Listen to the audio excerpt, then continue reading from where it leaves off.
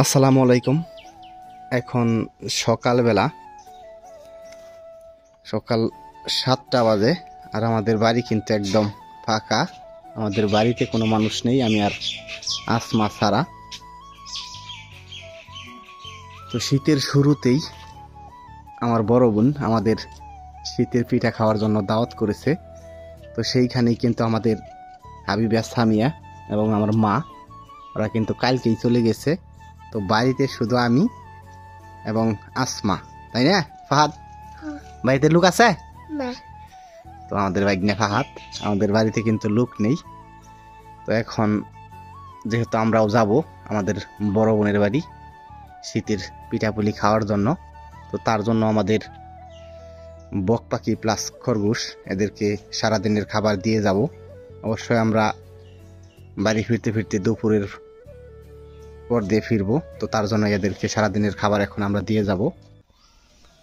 শীতের সকাল, খরগোশ দুইটাই কিন্তু আমাদের বক্সের ভিতরে ঢুকে রয়েছে।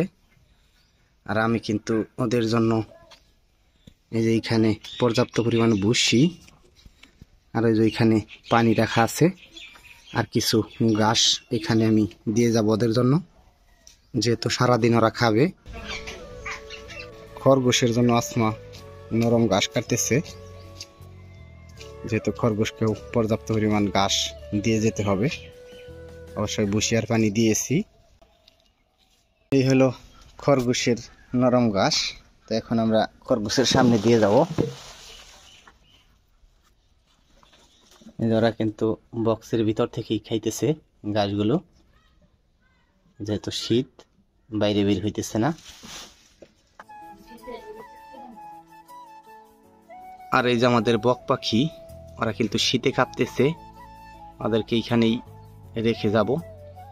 সেই সাথে কিছু মাছ আমরা দিয়ে যাব ওদেরকে পর্যাপ্ত পরিমাণ, যাতে ওরা সারাদিন খাইতে পারে। ওরা কিন্তু একদম কাঁপতেছে শীতে। মাছ সকাল সকালই ফ্রিজ থেকে বের করে ভিজিয়ে রাখা হয়েছে বক পাখির জন্য।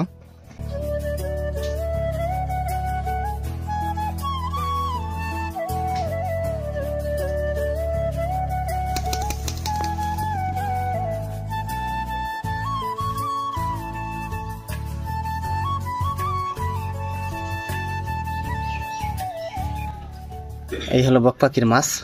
বক পাখির মাছ ফ্রিজ থেকে বের করে বক পাখিকে দেওয়ার জন্য রেডি করেছি। তো এখন আমরা বক পাখিকে দিব।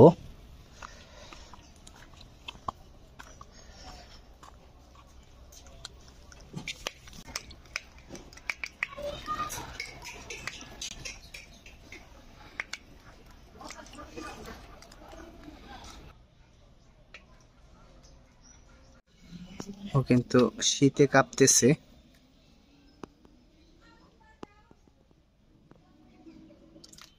ওইখানে গিয়ে পানি খাইতেছে।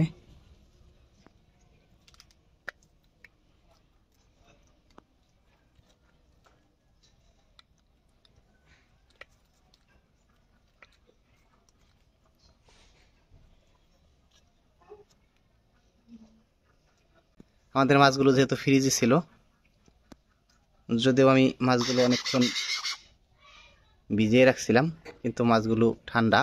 তো খেয়ে এই যে বক পাখি কাঁপতেছে।